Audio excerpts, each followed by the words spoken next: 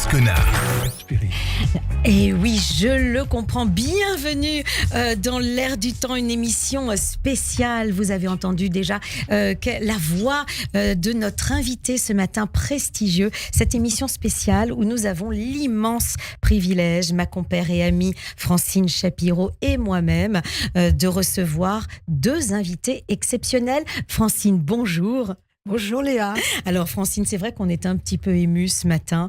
Deux figures incontournables du monde de l'art et du design. Il s'agit de Gérard et Elisabeth Garouste. Bonjour à vous Elisabeth, Gérard. Bonjour Léa. Bonjour. Merci d'être là avec nous, d'avoir bravé le mauvais temps, parce que là, la pluie, on en a eu, et d'être arrivé à l'heure. C'est un grand honneur pour nous de vous recevoir dans l'Air du Temps. Alors Gérard, vous êtes le peintre, sculpteur de renom, figure majeure de l'art contemporain en France que nous connaissons, pour des œuvres profondes, énigmatiques, et qui nous plongent dans un univers riche en symbolisme et en références culturelles. On va y plonger, bien évidemment. À vos côtés, dans la vie, j'allais dire sur scène, et à la ville, Elisabeth Garouste, qui est designer de talent, qui marque l'histoire du design contemporain avec des créations très poétiques et très féminines également.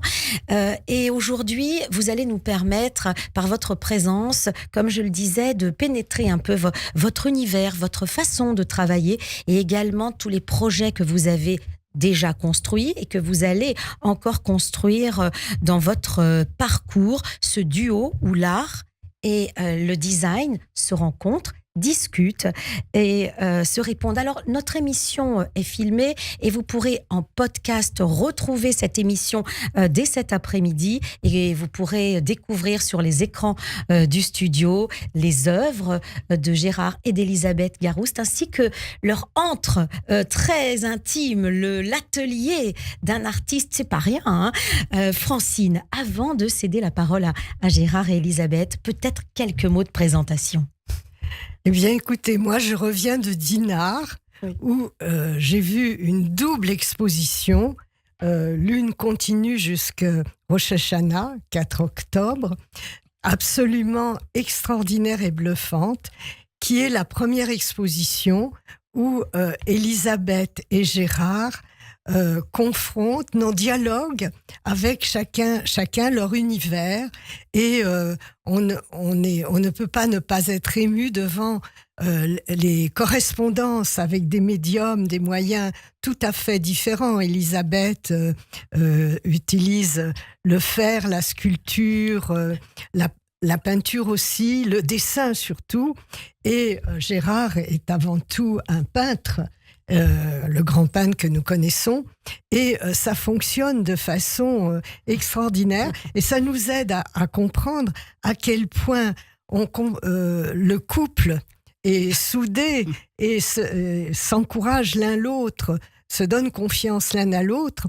Et il faut dire, Elisabeth nous en parlera, elle est vraiment l'initiatrice, et on ne le dit pas assez, de la carrière et de l'épanouissement et de l'approfondissement de Gérard. Et c'est une carrière qu'il mène à deux, mais côte à côte, pas comme le couple Sonia Delaunay, par exemple, qu'on peut dire qu'ils travaillent à 4 mains. Chacun a son univers, sa personnalité, mais c'est une rencontre, un dialogue permanent, et ils ont besoin l'un de l'autre pour avancer. Que c'est beau. Dans le domaine du judaïsme, il faut dire que Elisabeth a été à l'origine de ce qui aboutit par la conversion de Gérard. Enfin, vous allez le développer. Et ça aboutit sur une transmission au niveau non seulement de la 3e génération, mais de leur œuvre commune, qui est magnifique et qui répond vraiment aux valeurs, à la valeur suprême du judaïsme, à la générosité, à travers la fondation de leur fondation, La Source, qui est une œuvre admirable, qui consiste à permettre aux enfants de s'épanouir par l'art, aux enfants qui sont défavorisés, qui ont des problèmes, et ils ont un rôle également dans des associations comme l'OSE. Oui, on va y revenir, évidemment. Alors, on va aborder le couple, puisqu'on en a dit pas mal. Comment est-ce que votre couple fonctionne au moment de la création? Comment vous vous renforcez l'un l'autre? Qui veut prendre la parole en premier? Elisabeth? Eh bien, j'ai connu Gérard à l'école. Et la première des choses, en première, chacun de nous avait redoublé. C'était la dernière année des 2 baccalauréats. Et on avait tous les 2 raté notre premier baccalauréat. On s'est retrouvés dans une école de cancre. De cancre, on peut le dire. Et Gérard me passait ses devoirs de maths sous la table qu'il n'avait pas le temps de recopier pour lui-même. Ce qui fait que j'avais des meilleures notes que lui. Donc, voilà. D'accord. Et vous nous dites ça en pleine rentrée. Et donc, puis, je dois dire que, voilà, on a cheminé comme ça. Hein. Oui, l'histoire commence. On s'est connus, on avait 16 ans et demi, 17 ans. Ah oui. Donc, c'était une histoire qui date. Et puis, Gérard était un petit peu démuni. Il ne savait pas trop quoi faire, mais il était extrêmement doué en dessin et tout ça. Et je lui ai offert sa première boîte de peinture à l'huile. Oh là là, mais ça pourrait être un scénario de film. Gérard, est-ce que l'histoire est bien telle qu'elle, comme vous vous en souvenez, ou bien est-ce qu'elle enjolive un peu les choses? Non, écoutez, parce que moi je sortais de pension, ouais. Un collège où on sortait tous les 15 jours, et puis mon seul refuge, c'était en effet le dessin, la peinture, et puis les insectes. Dans ce collège, il y avait un grand parc.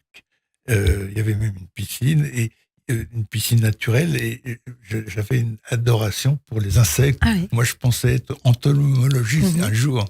Et donc, quand je suis sorti de cette pension, que j'ai connue dans cette boîte cette boîte à bac. Oh, la boîte à bac, comme on dit. Elisabeth m'a offert, en effet, une boîte de peinture, et lui, je ne connaissais pas. Donc, alors qu'Elisabeth savait déjà ce que c'était que la peinture à l'huile, connaissait la peinture à l'huile et tout ça. Donc, c'était très étonnant pour moi de découvrir l'huile. Et ça m'a tout de suite plu, parce que c'était un univers nouveau, alors que c'était... Alors, ce qui est formidable, Gérard et Elisabeth, c'est que c'est Elisabeth qui a su percevoir en vous, avant vous-même, elle a su percevoir le talent et toute cette nécessité de s'exprimer dans l'art. C'est un petit peu ça. Oui, vous avez été presque prophétique à ce moment-là. Presque prophétique, non? En tous les cas, vous savez, c'est une question aussi de confiance. Moi, je n'avais pas du tout confiance en moi. C'était quelque chose de très douloureux pour moi, la confiance. Et puis, à travers cette boîte de peinture et tout ce qui est ici, Elisabeth, c'était une des arguments pour me donner confiance. Oui. Parce que, évidemment, moi, dans l'art, j'avais confiance. Je dis toujours que j'ai plus confiance dans mes mains que dans ma tête. Oui, mais c'est un élément important dans le processus de création. C'est cette confiance, non seulement la nécessité, mais l'assurance que ce que l'on va faire, ce sera peut-être pas une œuvre d'art tout de suite, mais en tout cas, ça dira quelque chose. Ouais. Et ça, il faut le dire peut-être aux enfants. Et je sais que pour vous, le domaine de l'enfant, c'est très important. Ah oui, c'est-à-dire quand moi, dans ma jeunesse, en vivant chez un oncle et une tante en Bourgogne, j'étais en contact avec des enfants de l'assistance publique, on disait ça à l'époque, et comme je me souvenais très bien de ce contact avec ces enfants, quand je me suis retrouvé plus tard, c'était évident que l'art, pour moi, et les enfants, c'est le même sujet. Vous restez avec nous, on va marquer une petite pause et puis on se retrouvera dans la seconde partie de notre émission, et ce jusqu'à 10h, pour véritablement vous découvrir, vous rencontrer dans les studios de l'Air du Temps sur Radio J. Bienvenue dans l'Air du temps, l'émission spéciale où nous avons l'immense privilège, Francine Shapiro et moi-même, de recevoir deux invités exceptionnels. C'est un duo d'artistes, c'est un couple d'artistes, des figures incontournables du monde de l'art et du design.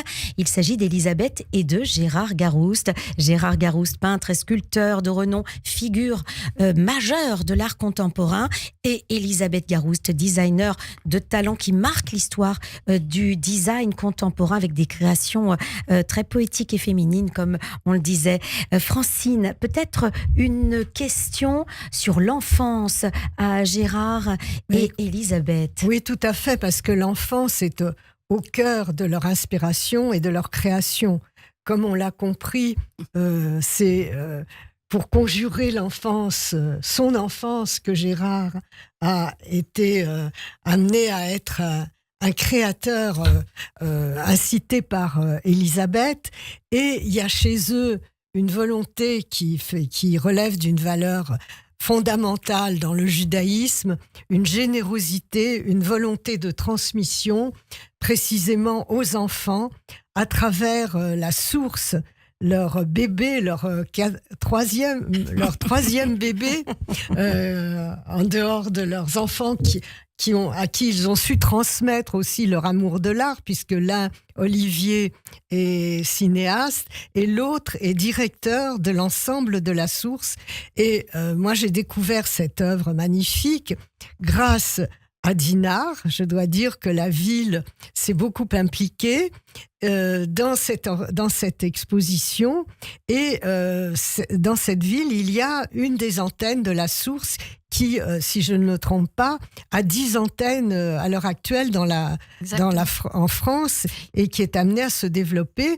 Et le but est de se servir de l'art pour développer, pour conjurer le sort, en quelque sorte. C'est un moyen d'aider ceux qui sont défavorisés socialement, psychologiquement, par leur famille.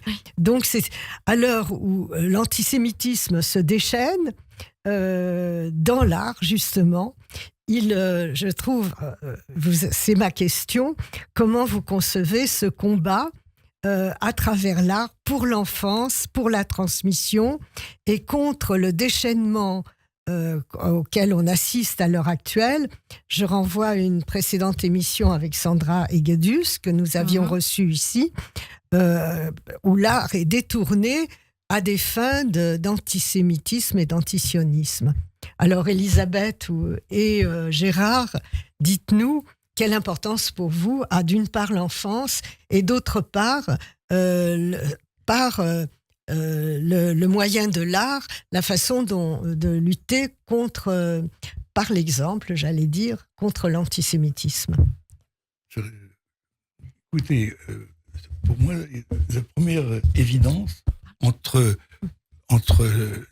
l'enfance et l'antisémitisme, c'est tout simplement l'éducation de mes parents, surtout l'éducation de mon père, qui était tout simplement antisémite, et pendant la guerre, il a même été collaborateur en récupérant des magasins juifs, et tout ça dans mon enfance, avec des explications évidemment qui me paraissaient, même en étant jeune, un peu curieuse. Donc j'ai jamais accepté ces explications dans le style: tu ne verras jamais un juif boulanger parce que c'est des métiers trop durs. Et donc en moi-même je me disais, mais c'est pas si mal d'être boulanger, on travaille moins, ou des choses absolument absurdes. Et c'est vrai que tout simplement dans mon enfance, j'ai été moi-même élevé dans cet antisémitisme primaire, je dirais, mais un peu naïf en même temps, mais basé sur une je sais pas, pas une déception, mais je trouve pas mes mots, mais en tous les cas, il fallait, c'est plus tard, quand je me suis retrouvé en pension, et puis surtout en sortant de cette pension, quand j'ai rencontré Elisabeth, tout d'un coup, c'est venu très tard chez moi. Mais j'ai rencontré tout d'un coup la personnalité juive. Et quand j'étais en pension, j'avais un copain qui était peintre. Malheureusement, il n'est plus de ce monde. Il s'appelait Alain Kirilli. C'était un peintre d'ailleurs assez connu. Et quand on était en pension dans la même classe tous les deux, mais jeunes, un jour je lui ai dit mais c'est quoi un juif? Très naïvement, bien sûr, on peut comprendre. Oui, ouais. Oui, c'était. Est-ce que ce parcours de vie, cette enfance que vous avez eue finalement, vous a permis de comprendre que c'est dans l'enfance que tout se joue? Je trouve, personnellement, oui, l'enfance est extrêmement importante parce que les premières informations que l'on reçoit, on va pas les juger, on les accepte d'emblée, le père et la mère. Oui. Et moi, ce qui m'a protégé, c'est que mon père était très dur avec ma mère. Et je n'avais pas envie déjà de lui donner, de l'admirer dans son éducation. Parce que vous avez eu la force quand même de prendre du recul par rapport à ce qu'il vous avait transmis. Et écoutez, là, au moins, je lui dois quelque chose, c'est que dans son éducation, qui était très mauvaise, il m'a quand même mis en pension. Et ça, cette pension a été pour moi formidable. Ouais. Parce que il m'a mis, par exemple, dans une pension qui était au-dessus de ses moyens. C'était pas une, vraiment, il y avait des fils de banquiers, le fils de Cuitens, le fils de Chagall, le fils de, c'est là où on s'est rencontrés avec Patrick Modiano, Jean-Michel Ribes, enfin, c'est-à-dire la génération des. Ça montre aussi que votre père avait foi en votre avenir. Foi en votre avenir, en tout cas, il voulait que vous ayez un avenir radieux quand même. Quelque part, en tous les cas, il avait envie de me donner une chance. Oui. Il savait que lui ne pouvait pas me donner cette chance. C'est ça qui est assez. Je lui dois au moins ça. C'est l'amour qu'il a pu vous donner. Oui, c'est celui-là. Exactement. Et curieusement, vous savez, ma mère m'avait dit, et c'est ça je le sais par mon père, tu sais, il faut pas le mettre en pension, il va nous échapper. Il va nous échapper. Alors que dans les familles juives, on est toujours content que les enfants d'ailleurs deviennent chirurgiens. Oui, c'est vrai. Et donc, il y avait d'un côté votre mère qui essayait de vous agripper, de vous garder. Et non, finalement, votre père, par cet acte, effectivement, a eu un rôle. Oui, parce central. Que cette pension m'a libéré, parce que mes amis étaient assez bien. Plus facile. Il y avait beaucoup de juifs dans cette pension et c'était pas un hasard pour moi. Je me nourrissais, j'avais une autre version du judaïsme quand même. Et justement, dans votre rencontre avec Elisabeth, et peut-être Elisabeth pourra nous répondre, est-ce que le judaïsme a d'emblée été un sujet dans votre histoire d'amour, si j'ose dire? Avec Gérard? Oui, avec Gérard. C'était très très difficile parce que justement moi mes parents souhaitaient que j'épouse quelqu'un de juif. Ils avaient connu bien sûr la guerre. Il y a eu dans ma famille beaucoup de gens disparus, déportés, etc. Donc c'était très important que j'épouse un juif. Et malheureusement quand j'ai présenté Gérard, ils n'étaient pas du tout contents ni ouverts. Mais à partir du moment où on s'est mariés, Gérard est devenu comme leur fils. Et vraiment, ils l'ont toujours défendu par Mons et toutes les difficultés qu'on a pu rencontrer. Ils sont tombés amoureux de lui, comme vous Exactement. étiez tombée amoureuse de lui. Mais je veux dire, dans le couple, aux premières heures du couple, aux premières heures de la rencontre, vous seul et Gérard seul, est-ce que le judaïsme a été un sujet? Est-ce que vous vous êtes dit, il va falloir que Gérard se convertisse, il va falloir que tu m'acceptes ou que tu acceptes les fêtes juives. Est-ce que ça a été vraiment un sujet de réflexion? Non, pas vraiment. J'ai été très inquiète de savoir qu'il n'y avait pas un fond chez lui d'antisémitisme. Mais on était quand même très comment je veux dire, très libre. Et moi, j'étais d'une famille qui n'était pas du tout religieuse, qui venait plutôt du genre du Bund, vous voyez. Oui, oui, oui. Et donc, il y avait toutes les, comment je veux dire, il y avait un état d'esprit très juif. Il y avait à tous les repas des histoires juives. On venait vraiment du shtetl. Une culture voilà, juive. une culture, la nourriture, la manière de parler, etc., etc. Mais on faisait même pas Shabbat. Mais alors, qu'est-ce qui a fait par la suite que Gérard ait voulu vraiment s'impliquer dans le judaïsme jusqu'à la conversion? Jusqu'à la conversion et un l'étude mariage. talmudique, c'est vraiment aller plus loin que vous. Hein. Oui, Aujourd'hui, absolument. il est plus juif que vous. Hein. Absolument plus juif Si je que peux me moi. permettre. Et une fois qu'il s'est converti, quand il m'a demandé, il m'a dit, qu'est-ce que tu penses? Est-ce que je fais Conversion. ma conversion? Est-ce que je fais une circoncision? Une circoncision. Et là, je lui ai répondu, pose pas la question parce que je ne veux pas être responsable, c'est toi dans ta tête. Et dès que j'ai été extrêmement touchée, j'ai été extrêmement émue qu'il fasse ça. Et une fois qu'il l'a fait, je lui ai dit, bon, maintenant, on se marie. Il me dit, mais qu'est-ce que tu me racontes? Tu veux toujours faire des fêtes et tout ça. Et j'ai vraiment insisté et on a fait un mariage juif. Et c'était un des plus beaux jours de ma vie. Ça me donne la chair de poule en vous écoutant. Et pour vous, Gérard, c'est l'importance de pénétrer finalement la culture d'Élisabeth, mais aussi de devenir juif par rapport à ce que vous aviez vécu. Vous savez, dans le judaïsme, il ne faut pas du tout prendre ça comme une religion parmi tant d'autres. Non, il y a quelque chose qui est même plus profond que la philosophie. C'est une manière d'être. Vous savez, dans le judaïsme, vous savez mieux que moi, que les mots, les lettres ont beaucoup d'importance. Et lire la Bible, justement, à la suite de l'influence d'Élisabeth, qui m'a invité à lire des livres comme ceux de Marie Calter, Mémoire d'Abraham, par exemple. Et quand on lit ce livre, là, c'est pourtant un roman, mais c'est rentrer dans un état d'esprit très nouveau pour moi. Et là, après, ça a été un plaisir de suivre des conférences de maîtres, etc.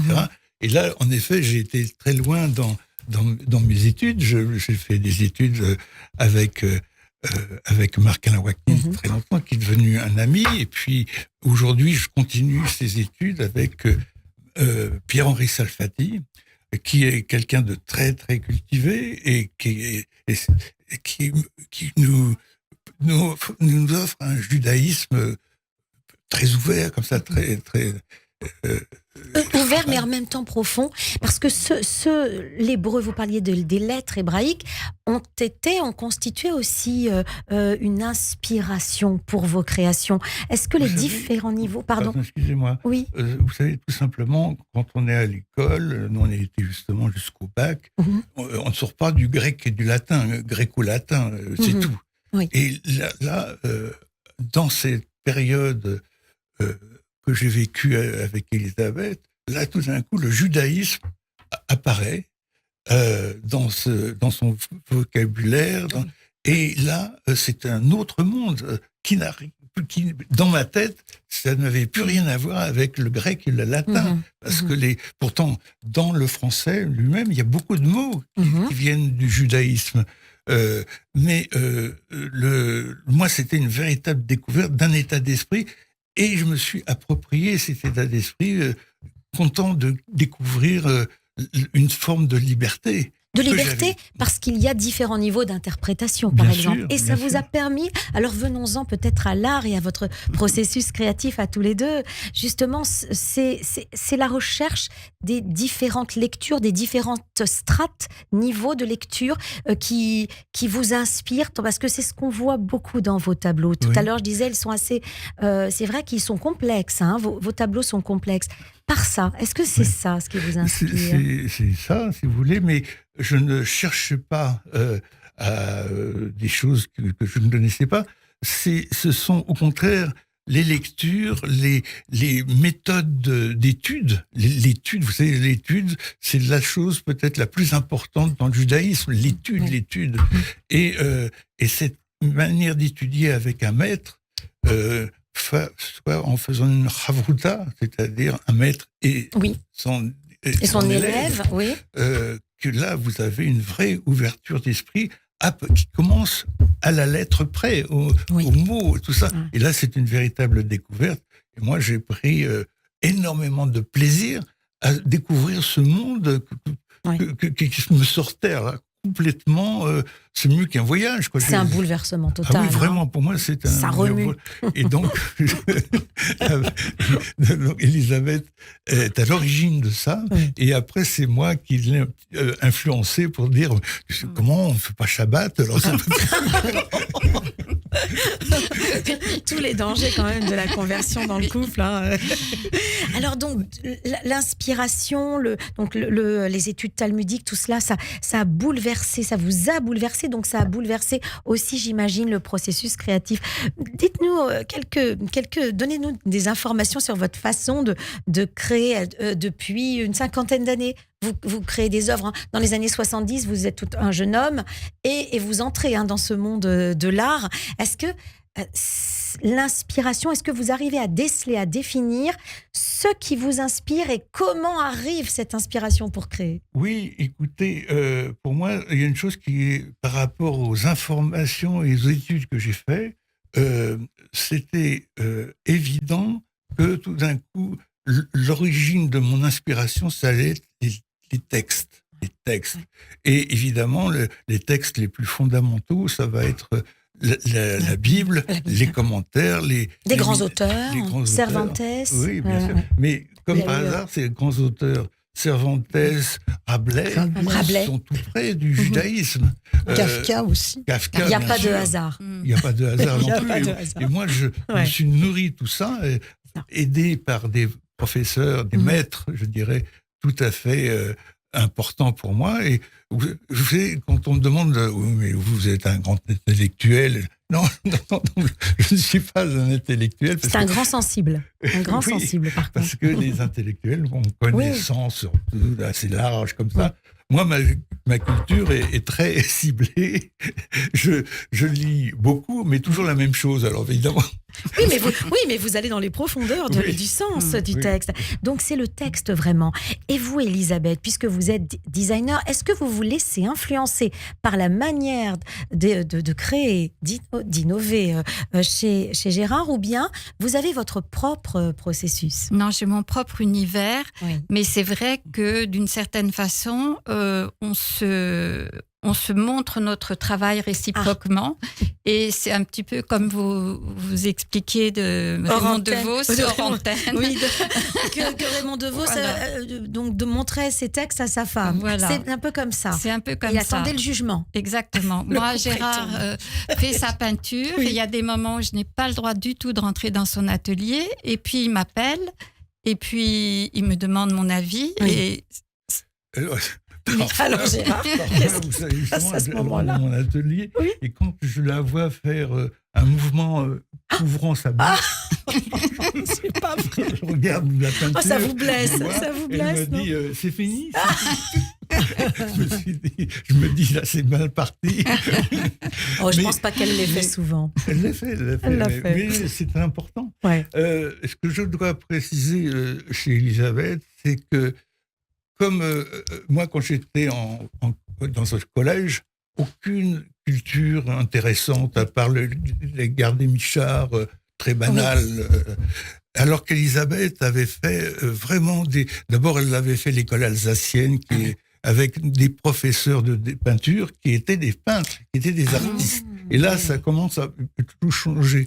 Elle a fait l'école des enfants des arts décoratifs. Les arts décoratifs, l'atelier des moins de 15 ans. Elle a un ancien. Vous avez ouvert à la créativité. Et puis mes parents étaient très ouverts. Ils n'avaient pas les possibilités parce que ils n'avaient pas l'argent nécessaire. Donc ils n'avaient pas la possibilité d'être vraiment dans l'art. Mais par contre, ils étaient très attirés. Ils nous emmenaient dans les musées, enfin avec mon frère. Et on a toujours été ouverts quand même. Mais vous avez eu un enseignement académique, alors que pas Gérard. Non.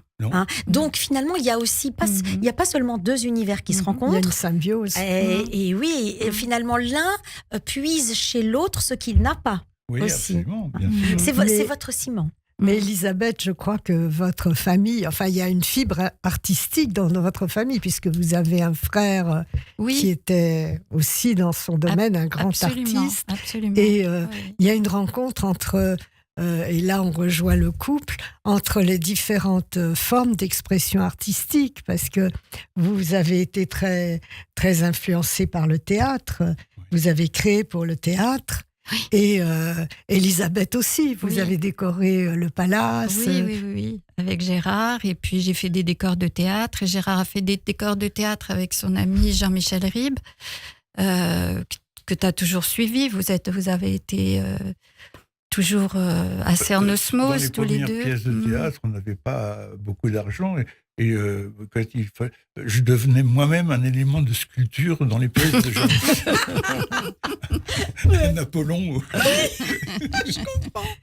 Mais en tout cas, ça si je peux poser une question à Elisabeth, parce que je pense qu'il y a une évolution dans son travail, puisqu'elle était connue, elle a travaillé avec, on parlait de Bonetti et Mattia Bonetti pendant 20 ans. Et donc, c'était vraiment du pur design, la création de meubles et d'objets. Et là, vous avez un vrai travail de création artistique. D'ailleurs, que Gérard vous a encouragé à montrer. Absolument, parce que j'ai toujours fait effectivement du design.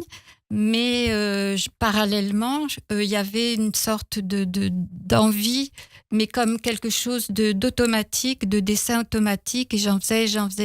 Et un jour, Gérard, donc c'était vraiment l'échange, a derrière mon dos encadré beaucoup de dessins et a montré à des galeristes. Et il y a une galerie qui s'appelait Dominique Paula d'Ardouin, qui était une galerie formidable, qui malheureusement, cette femme est décédée et qui a tout de suite souhaité faire des expositions. Donc à ce moment-là, j'ai profité de l'atelier de Gérard pour faire des sculptures parce qu'il a un atelier de ferronnerie. Et voilà, le week-end, on faisait avec son assistant des petites sculptures et puis mes dessins, etc. Donc c'est quelque chose de parallèle qui s'est ouvert et qui là est véritablement une détente complète pour moi. En tout cas, on sent une belle effervescence dans ce couple. C'est une véritable histoire d'amour. En recevant Elisabeth et Gérard Garouste, je crois que c'est une belle leçon d'amour que l'on reçoit. Merci infiniment. On arrive au terme de cette émission. Merci infiniment. Il y aura des tas de choses encore à dire. Vous avez notamment cette association dont Francine parlait, La Source, l'art à la source. Vous reviendrez, j'espère, nous en parler. L'importance de la transmission, l'importance de l'art dès l'enfance. En tout cas, on sait à quel point vos œuvres marquent cette histoire, l'art pour vous, Gérard, et le design pour vous, Elisabeth. Le Centre Pompidou, vous avez consacré une rétrospective il y a 2 ans avec de très, très, très belles œuvres. Merci infiniment d'être venu nous voir. C'était un vrai plaisir. Francine, un privilège de vous avoir. Si je puis ajouter quelque chose, j'invite, s'ils le peuvent, nos auditeurs à venir voir l'exposition qui est en place à la Villa Rochebrune ou à acheter, parce que c'est un résumé de ce qu'on vient de dire, le numéro spécial que Beaux-Arts a consacré et où on voit visuellement ce dialogue. Merci à vous, Gérard, Elisabeth Garouste, et à bientôt. À bientôt. Merci beaucoup.